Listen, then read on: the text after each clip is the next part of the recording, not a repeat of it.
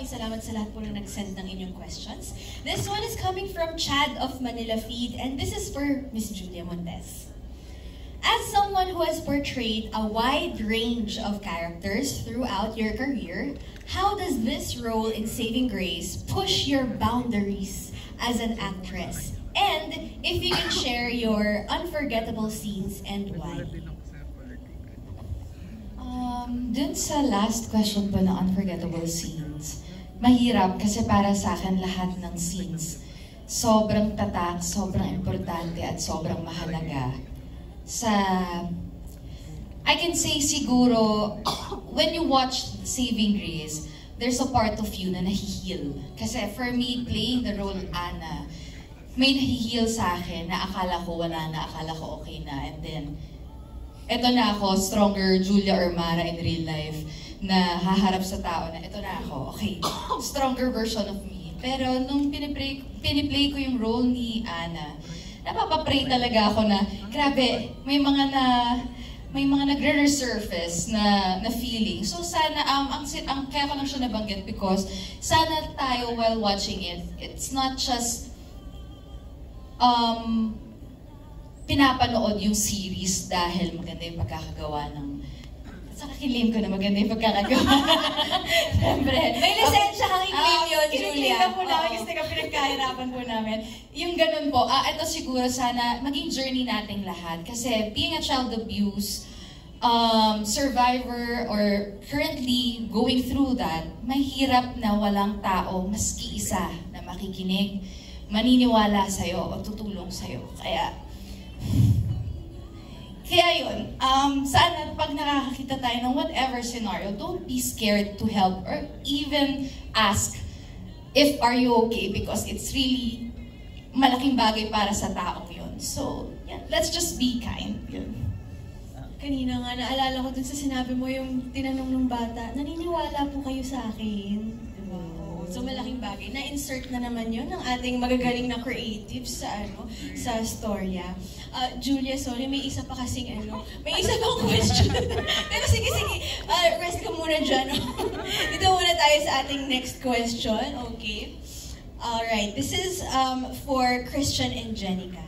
Yes, ang inyong tandem na talaga nakaka-high blood sa amin. Okay, so the question is, gaano kagaan o kabigat ang role mo sa Saving Grace bilang abusadong magulang ni Mary Grace o bilang isang kontrabida? Medyo napahagingan nyo na to kanina na talagang napaka-bigat nga nito at mentally draining, but would you like to expound on this? May gusto pa ba kayong i-share?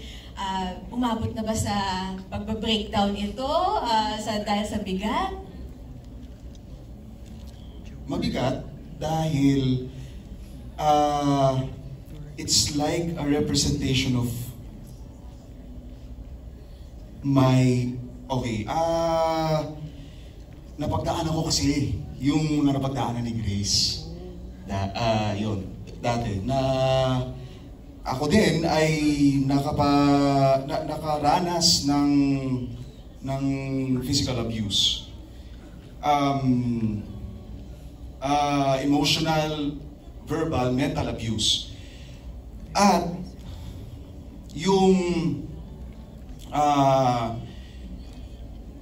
nung nai-offer sa akin yung project, isa lang yung sinabi ko sa sarili ko, it's about time for me to heal. It's about time for me to heal through grace. Ipapanalo ko ni Grace. Ang tawag nito, gusto kong husayan nung in-offer sa akin itong project, sabi ko talaga paghuhusayan ko to. Hindi dahil, well, ando na yung ang gagaling nung cast ng mga directors, husay ng pagkakasulat, pero paghuhusayan ko to dahil it's about time for people like Chito to be seen and to be heard. Kahit wala to sa script, kung ano yung pinanggalingan ni Chito, pero sana yung mga bata na kagaya ko, kagaya ni Grace before, ay maipanalo ng serye na ito na at the end of the tunnel, merong liwanag talaga. Meron at meron. Napakalalim pala ng pinaghuhugutan ni Christian for this role. Thank you for sharing that. Hindi madaling aminin yun, no, sa buong mundo. Pero inamin mo dito, Christian, thank you. And sana nga ganyan din yung ma-feel ng lahat ng mga dumadaan dyan o may pinagdaanan na katulad ng pinagdaanan nyo. Pag napanood nila itong Saving Grace, mag-heal. Thank you, Christian. Okay, now let's go to our next question. We're down to our last two po. This is for the directors and our head writers. Pero mukhang directors na lang po yung sasagot. Andyan po ba ang ating head writer, Ms. Dannings? Andyan din po. Sige po, tingnan po natin kung willing po siyang sumagot. Okay, ang tanong po, gaano kahirap i-adapt yung movie na ito from the Japanese original para pumatok sa Filipino audiences? Ano kayang differences ng adaptation from the original? So kanina, na-discuss na rin to, no, na yung mga extra mile that they went through para lang mai-adapt ito sa Filipino audiences. So ano na lang siguro po yung differences daw? Marami. Yung in terms of characters, may mga characters sa Filipino version na hindi nag-i-exist sa Japanese version. Pwede po ba malaman kung alin doon? May napanood na. Si Sam. Mismo? Nag-i-exist yung character ni Sam, pero in a different light. Tapos, sino pa? May isa pa, si Elise. Yun. Hindi sila nag-i-exist dun sa Japanese version. Pero more than anything, ayun nga, sinasabi, si Tita Fe. Yun. Tsaka yung roles ng mothers, iba sa Filipino version at sa Japanese version.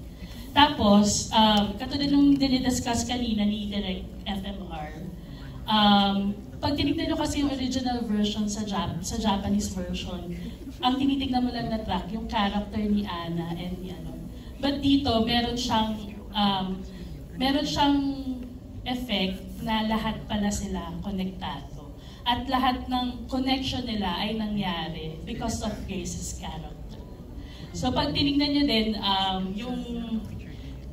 may reason bakit Saving Grace yung title niya. Kasi may mga characters na Grace din yung pangalan. So it's a different way of saving each time.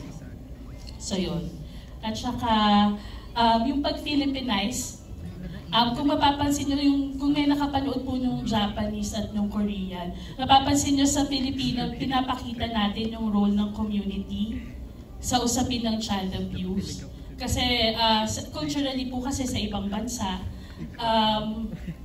nangyayari yung child abuse na walang nakakaalam halos. Pero kasi kultura nating mga Pilipino, yung komunidad, na kahit sabihin nyo na mga marites yan, na mga meron silang nakikita. So parang inaano rin din namin, pag nakakakita nga tayo ng abuse as a community, ano ba yung ginagawa natin bilang mga tao? So, yun. Tsaka pinakita din natin dito yung ganda ng Pilipinas. Yung di ba yung parang ganda ng relationship ng mga Pinoy? Di ba yung like for example sa character ni Miss Fe de los Reyes, yung gaano ka-importante yung support system for each character. Tsaka mas pinaangat natin dito yung story of healing, katulad yung sinasabi ni Julia.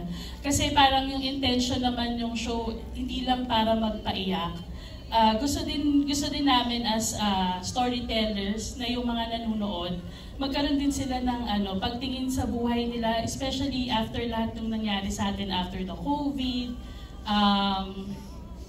Ayun, sa lahat ng mga dilubyo na pinagdaanan natin bilang mga tao, yung mag-take effort tayo to our own healing para hindi natin mapasa sa iba yung pain.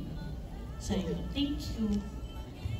Tsaka feel ko yung difference din dito sa version na to, no? I think, the very Filipino kasi talaga, yung siksik talaga siya sa, may mga action, suspense, sabunutan, suntukan, lahat na medyo doon sa ibang versions kasi toned down siya. So dito, dahil tayo to, dito yung talaga yung mga panasa na gusto natin.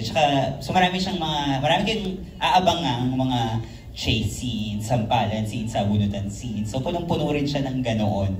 Syempre, yung challenge kasi is, diba, how do you retain the original version but at the same time really twist it up to our taste, diba? Taste buds ng mga Pinoy. So very creative din yung mga ito at yung mga pagbabagong ginawa at mga pagbabagong dinagdag namin, syempre para ma-excite yung audience namin. Pero at the same time, needed talaga siya doon sa scene. So hindi lang naman namin siya nilagay just because we wanna create some buzz, diba? But it was really necessary to put the scene that high or that low para dun sa mas ma-feel natin. Kasi I think nag-highlight talaga dito sa version natin is yung suspense, diba? Yung paghahanap kay Ana at kay Grace na buong community na nga ang gumagalaw para hanapin siya dahil doon sa character din ni Miss Mega.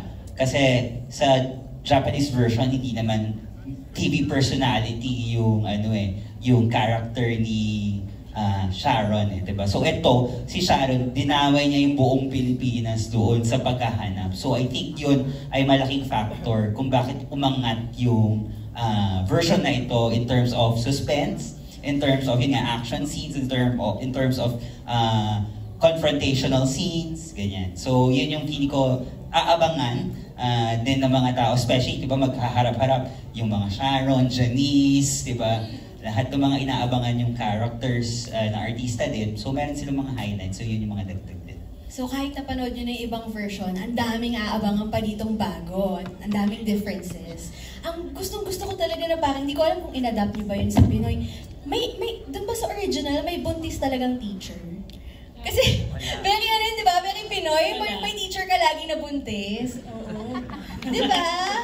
Laging mga anak na, gano'n. Oo. Yes, ang ganda ng addition na yun. Okay, now let's go to our last question. This is, of course, for Miss Julia Montes. Ang Saving Grace, ang tinuturing na biggest comeback mo sa prime time ngayon. Kilala ka rin bilang isang magaling na aktres sa bansa. Ano ang mga ginawa mong paghahanda para sa biggest comeback na ito? Welcome back, by the way. Palakpakan naman natin si Miss Julia Montes. Napakaganda ng kanyang comeback na ito. Actually, preparation, yun nga sabi ko nga po, napakaswerte ko na hindi ko naman nagagawa to kung wala ang bawat isa.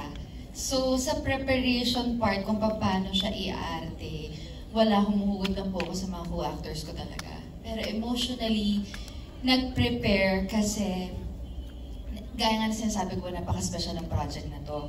Kumbaga sa kasabihan nga, medyo close to home. I'm just praying and hoping that this project will inspire and help yung mga children going through, actually hindi lang children, even yung mga wives na battered, anybody na may pinagdadaanan physically, emotionally, through whoever, family members, friends, co-workers, na sana merong mag-speak up, sana merong magkaroon ng strength, kasi mahirap hanapin yung strength, lalo na kapag nabubugbog ka na ng salita, ng physical. Hindi mo na alam, minsan mapapatanong ka ba, tama pa bang lumaban ako ng tama? Kasi ano ba yung sinasabi ko pong tama? Yung, minsan tulad sa kwento ni Grace, may kasabihan tayo mga Pilipino na, nanay mo pa rin yan. Kaya mo yan, huwag mo na isipin yan. Ano, papakulang mo nanay mo pa rin yan. Pero para dun sa bata, paano niya tatanggapin yun na siya yung nagkukos ng whatever problem or burden dun sa puso. Pero ganun yung thinking natin. So yun yung sinasabi ko na sana po mas maraming ma-resolve sa bawat isa. I'm not saying na sa mga abused lang to or whoever, sana may mga ma-heal sa atin para din hindi natin mamalayan tayo yung maging healing ng ibang tao. So, yun lang. Basta ganun lang yung naging effect talaga sa akin ng project. And sana mas marami pa talagang ma-inspire. Ang hirap niyang i-express. Parang first time ko yata nahirapan sumagot sa tanong. Ang hirap-hirap niya i-explain, pero sana po pag napanood niyo siya, mas maintindihan niyo kung ano po yung tinutukoy ng bawat isa. Kasi alam kong lahat tayo ay grace sa sarili nating kwento. And sana, sa bawat isa, may nag-save din sa inyo. And with that, Julia, ito na ang panahon para imbitahan ang lahat na subaybayan at abangan ang